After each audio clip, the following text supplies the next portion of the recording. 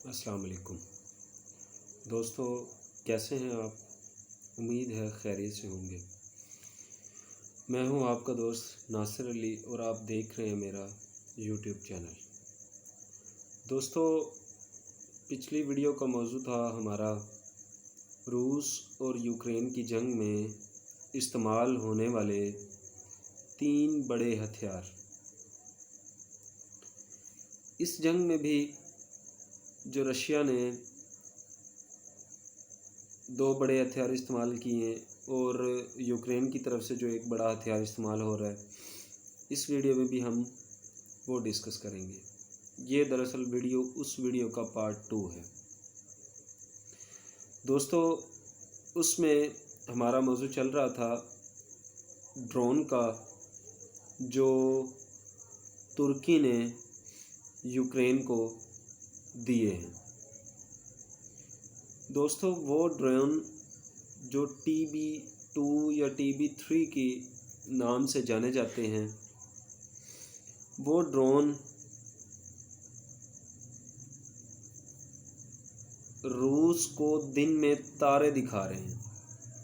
यानी कि मैंने आपको बताया था कि किस तरह से उनके टैंकों को निशाना बनाया जा रहा है और बड़ी ज़बरदस्त तरीके से हाई रेजोल्यूशन से जो है वो तुर्की के उन ड्रोन से यूक्रेन अपना मामला सेट कर रहा है।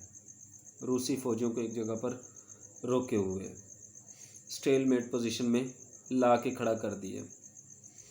दोस्तों, सिर्फ यूक्रेन ने ही ये हथियार, ये ड्रोन इस्तेमाल नहीं किए। आपको याद होगा आज़रबाईजान और आर्मीनिया की जंग हुई थी। आज़रबाईजान और आर्मीनिया की जंग में आज़रबाईजान ने भी ये ड्रोन आर्मीनिया के ख़िलाफ़ इस्तेमाल किए थे। जी हाँ, ये वही ड्रोन हैं जो आर्मीनिया ने आज़रबाईजान के ख़िलाफ़ जंग में इस्तेमाल किए थे। और उस जंग में आपको याद होगा आज़रबाईजान की फ़ौज को बड़ी कामयाबियां मिली थी और आर्मीनियन आर्मी को ठीक ठाक शिकस्त का सामना करना पड़ा था नगोर्नो काराबाग में। ये ड्रोन तब भी चर्चे में रहा। आज़रबाईजान के वज़ीर ख़ारजा और उनके आर्मी चीफ़ बार बार इस ड्रोन की जो है वो तारीफ़ें करते रहे, तुर्की का शुक्रिया अदा करते रहे कि उन्होंने उनको ड्रोन दिए और उनको ये कामयाबियाँ मिली। दोस्तों, इसी तरह जो है इस जंग में भी अभी रिसेंटली बताया ये जा रहा है कि यूक्रेन के वज़ीर ख़ारजा ने भी इसी तरह से इस ड्रोन का फुटेज जो है वो ट्विटर पर लगाकर ऊपर माशाअल्लाह लिखा है। बताया जा रहा है कि ऐसा हुआ है। इस ड्रोन की जो फ्लाइंग कैपेसिटी है वो बताई जा रही है कि ये 4 लाख घंटे तक मुसलसल उड़ सकता है। मतलब इसको बग़ैर जो है वो ट्यूनिंग किए, बग़ैर इसकी सेटिंग किए, इसको 4 लाख घंटे तक उड़ाया जा सकता है। यानी कि ये ड्रोन एक ऐसा ड्रोन है कि जिसको 4 लाख घंटे तक मुसलसल उड़ाया जा सकता है। इसकी कैपेबिलिटी बहुत ज़्यादा है। इससे इसकी पायदारी का पता चल रहा है। दूसरा हथियार जो इस वक्त बहुत ज़्यादा मकबूल हो रहा है, या वो हथियार जिसका चर्चा दूसरे नंबर पर बहुत ज़्यादा चल रहा है, वो हथियार है रूस का थर्मोबैरिक बम। जी हाँ दोस्तों, थर्मोबैरिक बम ये एक ऐसा बम होता है जिसको हम वैक्यूम बम भी कहते हैं। ये अमेरिका के मदर ऑफ आल बम की तरह ये रूस का भी एक फादर ऑफ आल बम है। वो भी थर्मोबैरिक है, ये भी थर्मोबैरिक है। तो ये थर्मोबैरिक बम जो है इसको हम वैक्यूम बम भी कहते हैं। वैक्यूम बम दोस्तों इसको इसलिए कहते हैं क्योंकि ये 2 स्टेप्स में काम करता है। इसके 2 स्टेप्स होते हैं, 2 तरीक़ों में काम करता है, 2 तरह से तबाही करता है, 2 तरह से अपने आप को शो ऑफ करता है। एक तरीका तो ये कि जब इसे टारगेट कर फेंका जाता है तो ये अपने टारगेट पे जाके जब गिर जाता है तो एक ज़ोरदार धमाका करता है। ज़ोरदार धमाका करने से ये फटता है जब, तो ख़ुद में से ही फ्यूल के बादल जो है वो हवा में ऐसे उछालना शुरू कर देता है, पैदा करने शुरू कर देता है। अब ये जो फ्यूल के बादल वो बनाता है वो एक्चुअली आगे जाकर ज़बरदस्त किस्म की हरारत पैदा करते हैं। वही फ्यूल के बादल एक बहुत बड़ी तादाद में हरारत पैदा करते हैं और इतनी ज़्यादा हरारत पैदा करते हैं कि वो फ्यूल के बादल अपने आसपास की जितनी भी रेंज में, उसकी रेंज में जितने भी ऑक्सीजन आती है उस सब को ऐसे अपने अंदर ऑब्जॉर्व करना शुरू कर देता है, अपने अंदर खींचना शुरू कर देता है, अपने अंदर हल करना शुरू कर देता है, शामिल करना शुरू कर देता है। अब जब वो शामिल होना शुरू हो जाती है तो यकदम से उसे वैक्यूम करके फट जाता है, उसको अपने अंदर एडजस्ट करके वो फट जाता है। जैसे ही फटता है तो बड़े पैमाने पर तबाही हो जाती है। यानी कि बम फटा, फटने के बाद उसने बादल बनाए, बादल बना के उसने ऑक्सीजन को अपने अंदर ऑब्जॉर्व किया और यकदम से फटा और बड़े पैमाने पर उसने तबाही कर देनी होती है, जिससे एक ख़ास किस्म की शॉक वेव्स पैदा होती हैं। अच्छा, ये शॉक वेव्स जो होती हैं ये इससे भी ज़्यादा ख़तरनाक होती हैं। मतलब जैसे ही वो ऑक्सीजन को ऑब्जर्व करता है एक लम्हे के अंदर लोगों का दम घुटने लग जाता है और फ़ौरन ही वो फट जाता है। ये दोनों काम एक ही लम्हे में होते हैं। फ़ौरन ही फटता है तो उससे शॉक वेव्स पैदा होती हैं। वो लहरें जो हैं उसकी ज़द में जो कोई भी आता जाएगा वो हवा में एक तरह की मुअल्लक ही हो जाएगा, उसका नामो निशान ही बाकी नहीं रहता। वो हवा में मुअल्लक हो जाता है, ऐसे जैसे कभी था ही नहीं। तो उसके रेंज में जितनी भी जानदार आते हैं, जितने भी सांस लेने वाले जानदार आते हैं, वो सारे हवा में मुअल्लक हो जाते हैं, अपनी जान से हाथ धो बैठते हैं और ऐसे हो जाते हैं कि जैसे वो कभी थे ही नहीं। ये तमाम जानदारों के साथ ही ऐसा होता है। ये शॉक वेव्स जो हैं वो सिर्फ अपनी रेंज में आने वाले जानदारों को ही नुकसान नहीं पहुंचाती, बल्कि इसका एक दूसरा साइड इफ़ेक्ट भी ये है कि ये कहीं भी दुश्मन छुपा हो, किसी गार में हो, किसी बैरक में हो, किसी बिल्डिंग में हो, किसी अपनी जो है वो गाड़ी में हो, बख्तरबंद गाड़ी में हो, बम प्रूफ गाड़ी में हो, तो ये उसे वहाँ जाकर भी हिट करता है। तो इसकी रेंज में अगर वो भी आ गए तो वो भी उड़ जाते हैं, वो भी ख़त्म हो जाते हैं, वो भी ऐसे हो जाते हैं कि कभी थे ही नहीं। लेकिन अगर इसकी रेंज में कोई नहीं भी आता, जैसा कि अगर वो फटा और इसकी रेंज के बाहर कोई चीज़ चली गई है या वो ऐसा कोई जानदार जो इसकी रेंज के बाहर है, तो ये उससे भी जाके हिट कर देता है। वो किस तरह से हिट करता है? वो इसकी जो शॉक वेव्स हैं वो जाती हैं और जाकर उनके फेफड़ों पर असर करती हैं। अच्छा, इसके जो रेंज में आता है ना, वो जब हवा में मुअल्लक होता है, हवा में उड़ जाता है, तो वहाँ पर एक वैक्यूम सा पैदा हो जाता है। वो जो वैक्यूम पैदा होता है ना, वो मतलब उस जानदार के जाने के बाद वहाँ पर एक जो खला पैदा होता है, वो खला पैदा होने की वजह से इसको हम वैक्यूम बम कहते हैं। ये बहुत ही ज़्यादा ख़तरनाक होता है।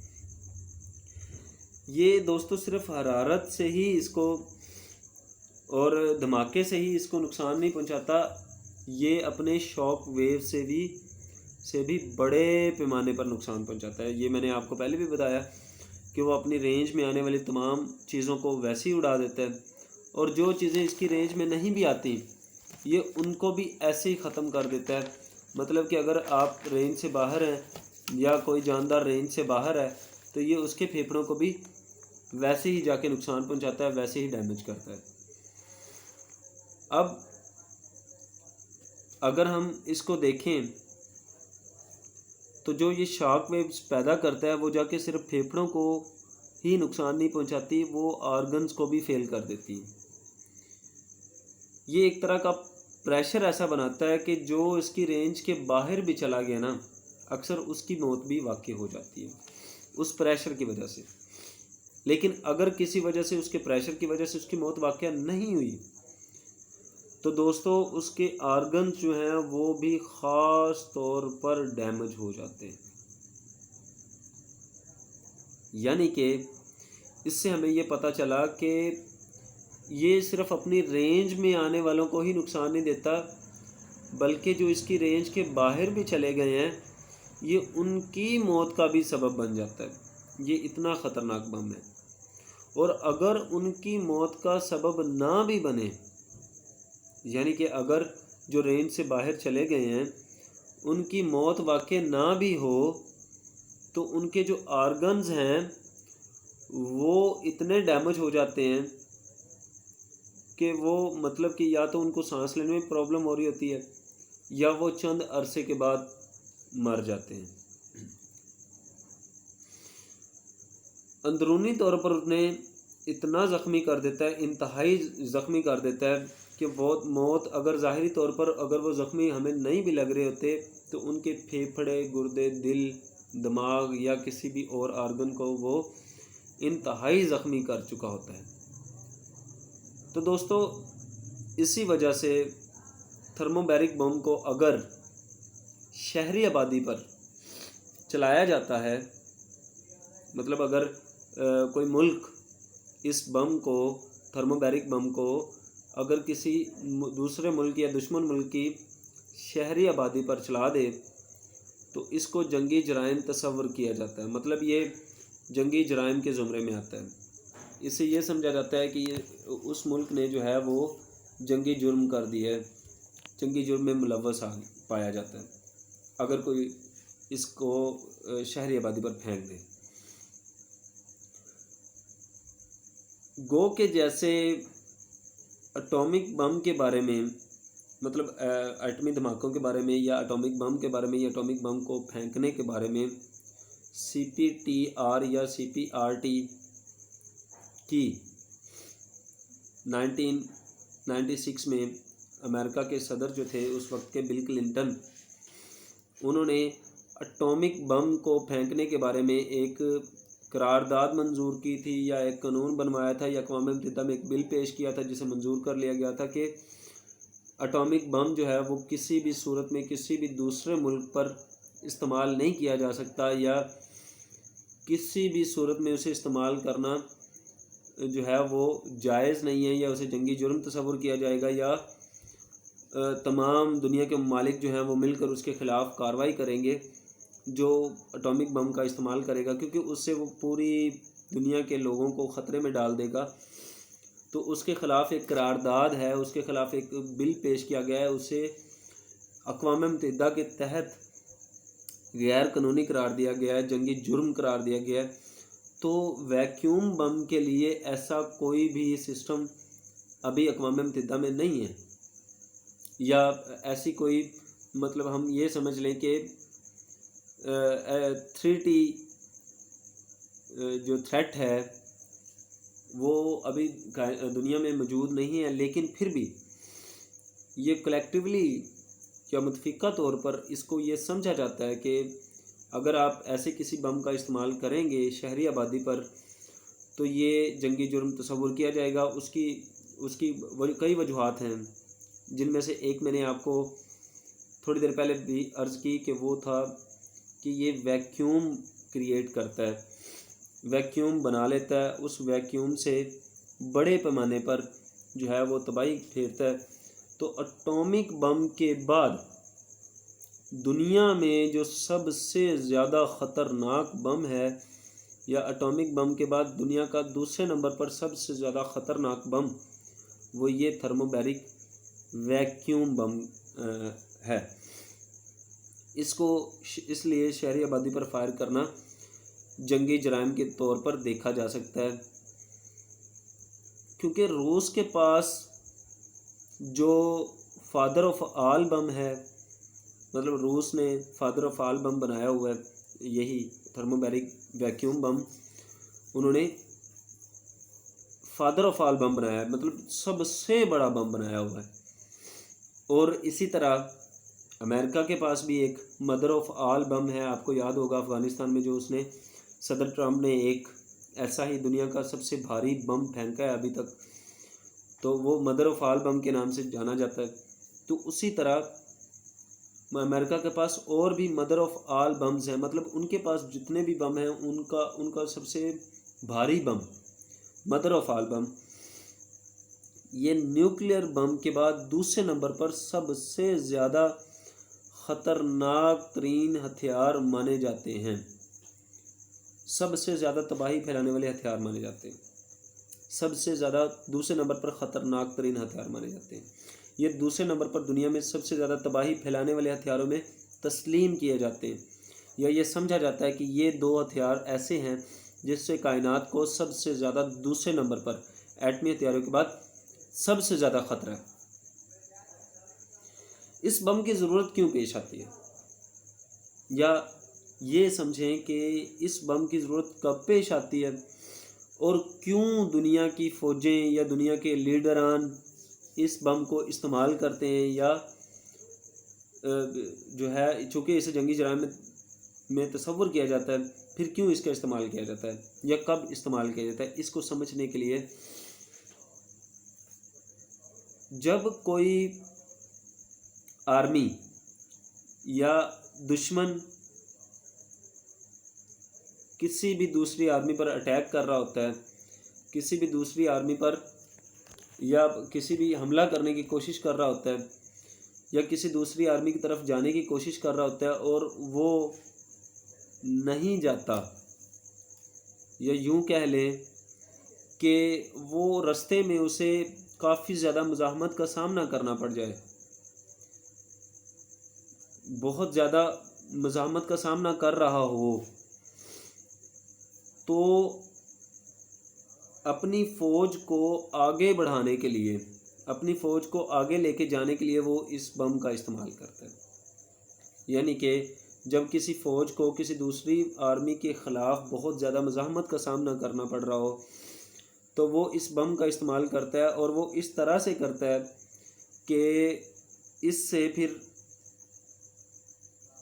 उसको काफ़ी ज़्यादा आसानी हो जाती है कि वो अपने दुश्मन को ख़त्म कर दे, अपने दुश्मन की तरफ से बहुत सारी चीज़ों को वो ख़त्म कर दे, अपने दुश्मन की तरफ से वो लाई गई चीज़ जो है मुज़ाहमत उसको कुचल दे।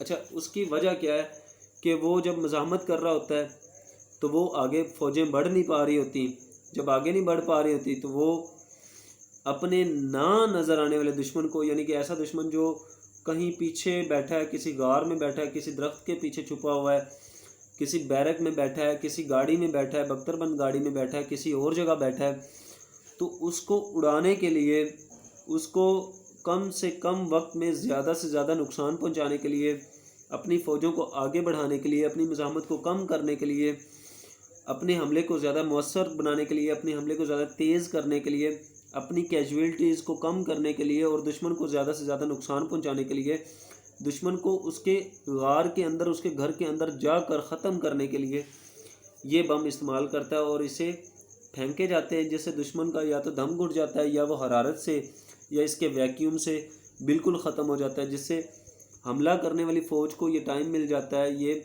उनकी मुज़ाहमत जो है वो कम हो जाती है, या बिल्कुल ख़त्म हो जाती है, या बिल्कुल गैर मौसर हो जाती है, जिससे वो आगे तेज़ी के साथ हमला करना शुरू कर देता है।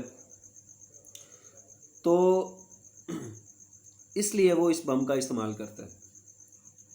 अच्छा दोस्तों, यहाँ मैं आपको ये बात बता दूं कि ये जो बड़े पैमाने पर जंग जो है वो शुरू हुई है, या बड़े पैमाने पर जो तबाही हो रही है, या आपने अभी सुना होगा अमेरिका के जो सदर हैं जो बाइडन, और अमेरिका का जो मीडिया है वो उसकी हेडलाइंस हैं, बार बार वो कह रहे हैं कि रूस के जो सदर प्यूटन हैं वो जंगी जराइम के मर्तकब हो रहे हैं, वो शहरियों पर वैक्यूम बम जो है वो गिरा रहे हैं, जो कि नहायत गलत है, और वो मासूम लोगों पर ऐसा कर रहे हैं। तो दोस्तों, ये बात जो है ये अगर आप और मैं करें तो ये बात जो है वो काबिल फ़हम है, लेकिन अगर ये बात अमेरिका करे, यानी कि अमेरिका अगर ये कहता है कि आप जंगी जराइम के मुर्तकिब हो रहे हैं, आप मासूम लोगों पर बम फेंक रहे हैं, तो ये बात ज़रा जचती नहीं है। ये अमेरिका पर ये बात सूट ही नहीं करती। अमेरिका के मुंह से ये बात निकले तो ये बेहतर लगती ही नहीं है, किसी भी सूरत में ये बेहतर है ही नहीं, ना ही उनके मुंह पर यह बात बनती है, क्योंकि अमेरिका ख़ुद जंगी जराइम में मुलव्वस रहा है।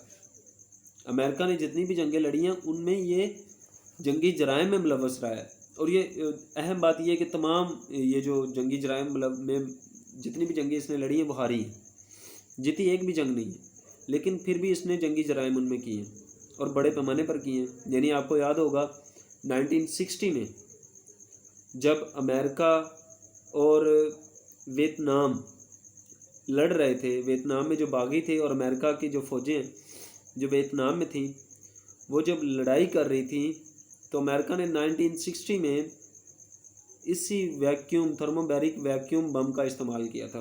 वियतनाम के जो बागी थे, या वो कह लें कि वियतनामी आर्मी थी, या वियतनाम की आज़ादी पसंद के जो लोग थे, उनको ख़त्म करने के लिए इसने ये बम इस्तेमाल किए थे और बड़े पैमाने पर किए थे। इसके अलावा अगर आप देखें तो अफ़गानिस्तान में जब उसामा बिन लादेन यहाँ छुपा हुआ था, तो अफ़गानिस्तान में बड़े पैमाने पर उसामा बिन लादेन और उसके हामियों को तोरा बोरा के मुकाम पर, उसकी पहाड़ियों में, उसकी गारों में, उसके किलों में, उसके खैमों में से बाहर निकालने के लिए और उनका बड़े पैमाने पर कत्लेआम करने के लिए, उनको शहीद करने के लिए अमेरिका ने बड़े पैमाने पर इन बम्स का इस्तेमाल किया था। जी हाँ दोस्तों, ये तोरा बोरा में अफ़गानिस्तान के इलाके में अमेरिका ने, सदर बुश ने उस टाइम इन हथियारों का इस्तेमाल किया था। ये हथियार इस्तेमाल किए थे, वैक्यूम बम तब भी इस्तेमाल किए गए थे, उनके ऊपर फेंके गए थे ताकि वो अपनी उन गारों से, उन चोटियों से बाहर आ जाएं। 2003 में ये अफ़गानिस्तान के बाद 2003 में जब इराक़ पर अमेरिका ने हमला किया था, तब जब इराक़ में अमेरिकन फ़ौज का जो है वो मुकाबला जारी था इराक़ के एक शहर में, तो वहाँ पर इराक़ की आज़ादी पसंदों के ख़िलाफ़ अमेरिका ने इन बम्स का दोबारा इस्तेमाल किया था। यानी ये बड़े पैमाने पर अमेरिका ने तब भी इस्तेमाल किए थे, और ये जो है बड़े पैमाने पर इस्तेमाल हुए थे अमेरिका की जानिब से। तब भी अमेरिका को पता था कि ये वो बम हैं जो बड़ी तबाही जो है वो फैलाते हैं और बड़े पैमाने पर इंसानियत को ख़त्म करते हैं। तब भी कहा गया था कि ये 14 से 20 लोग जो थे वो शहीद हुए या मारे गए हैं, लेकिन क्या पता कि इसमें कितने लोग मारे गए हों, क्योंकि ये वैक्यूम पैदा करके ये ख़त्म ही कर देता, मुअल्लक ही कर देता है इस जानदार चीज़ को हवा में। फिर इसके अलावा दोस्तों आपको याद होगा 2017 का वाक़या, जब सदर ट्रंप थे अमेरिका के सदर, तो उन्होंने उस वक्त अफ़गानिस्तान में ये बम फेंके थे। जी हाँ दोस्तों, ये बम अफ़गानिस्तान में 2017 में दोबारा फिर फेंके गए, और ये सदर ट्रंप की जानिब से फेंके गए। पहली दफ़ा जब फेंके गए तो वो अमेरिका के सदर जो जूनियर थे बुश, उन्होंने फेंके थे, और दूसरी दफ़ा ये बम थर्मोबैरिक वैक्यूम बम सदर ट्रंप की तरफ से फेंके गए अफ़गानिस्तान में। और उस टाइम वो दुनिया का सबसे भारी बम था जिसको अफ़गानिस्तान में फेंका गया था, या टेस्ट किया गया था, या ये कहें कि तालिबान के ख़िलाफ़ इस्तेमाल किया गया था। उस टाइम ये कहा गया कि इस बम से जो है वो 90 लोग जो हैं वो शहीद हुए हैं या मारे गए हैं, लेकिन क्या पता उसमें कितने बच्चे, औरतें और कितने ही न जाने लोग इस बम की नज़र हो गए थे, क्योंकि ना तो उनकी लाशें नज़र आनी थी और ना ही वो उनकी कोई हड्डियाँ नज़र आ सकती थी, वो मुअल्लक हो गए। रूस ने भी कुछ कम नहीं किए मजालिम। रूस ने भी, जब अमेरिका ने ये बम बनाया था, मदर ऑफ आल बम, तब रूस ने भी 44,000 किलो का बम बनाया था, जिसको उन्होंने फादर ऑफ ऑल बम का नाम दिया। मतलब दुनिया का सबसे भारी बम 44,000 किलो का फादर ऑफ ऑल बम बनाया था। ये बम अभी भी रूस के पास मौजूद है। अभी रूस ने इसको टेस्ट नहीं किया, लेकिन यहाँ पर आपको बताता जाऊँ कि रूस ने शाम में बशारुल असद को ये बम दिए थे। उन्होंने अपने बागियों के ख़िलाफ़ या अपने मुखालफिन के ख़िलाफ़ ये बम इस्तेमाल किए। ये बम अपने मुखालफिन पर चलाए हैं बशारुल असद ने शाम में। यानी कि ये बम रूस ने अपने मुखालफिन पर चलवा के टेस्ट कर लिए। रूस 3 तरह से इन बम्स को इस्तेमाल कर रहा है। अपने कंधे पर रखने वाले रॉकेट लॉन्चर से इस्तेमाल कर रहा है। दूसरे नंबर पर आपने देखा होगा टैंकों के ऊपर वो मशीनें लगी होती हैं जिनसे बार बार 1 सेकंड में एक मिसाइल फायर होता है, उनके ज़रिए इस्तेमाल कर रहा है। और तीसरे नंबर पर ये जहाज़ों के ज़रिए भी इस्तेमाल कर रहा है। यानी तीनों फॉर्मेट्स में इन बम्स को इस्तेमाल कर रहा है। अब तीसरा और आखिरी हथियार जिसके आजकल बहुत ज़्यादा चर्चे हैं दोस्तों, वो हथियार है हाइपरसोनिक मिसाइल। आप जानते होंगे हाइपरसोनिक जो है, हाइपरसोनिक का बेसिकल मतलब है कि आवाज़ से कम अज़ कम, यानी कि आवाज़ से बहुत, अगर मैं कम मिकदार में आपको बता रहा हूँ तो आवाज़ से कम अज़ कम 5 गुना ज़्यादा तेज़ी से चलने वाला हथियार। आवाज़ की स्पीड से 5 गुना ज़्यादा तेज़ चलने वाला हथियार हाइपरसोनिक कहलाता है। ऐसे मिसाइल्स भी आए हैं और त्यारे भी हैं जो हाइपरसोनिक हैं। तो ये हथियार जो है ये भी रूस का हथियार है, और ये हाइपरसोनिक मिसाइल्स जो हैं ये भी रूस यूक्रेन जंग में इस्तेमाल हुए हैं। रूस के वज़ीर ख़ारजा और रूस की जो मीडिया हैं उनके मुताबिक उन्होंने ये तस्लीम किया है कि 2 मौक़ों पर कम से कम उन्होंने हाइपरसोनिक मिसाइल का यूक्रेन में इस्तेमाल किया है।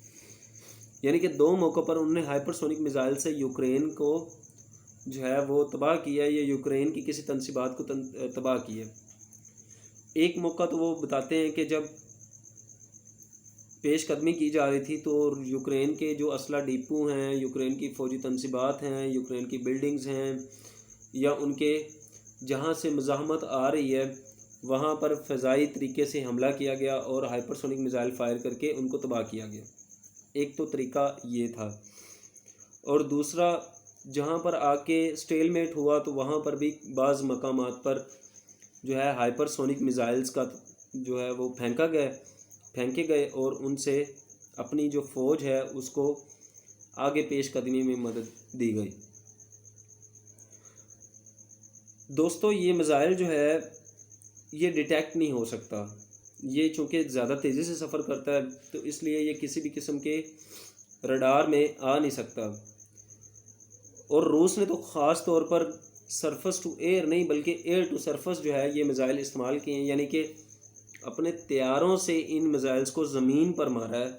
यानी कि उनकी जो फ़ौजी तनसीबात थी उन पर तैयारे ले जाकर इन मिसाइल्स को फायर किया और उनको तबाह किया, उनके असला डिपोस को तबाह किया, उनके जो जहाँ पर वो ठहरे हुए थे फ़ौजी उनको तबाह किया।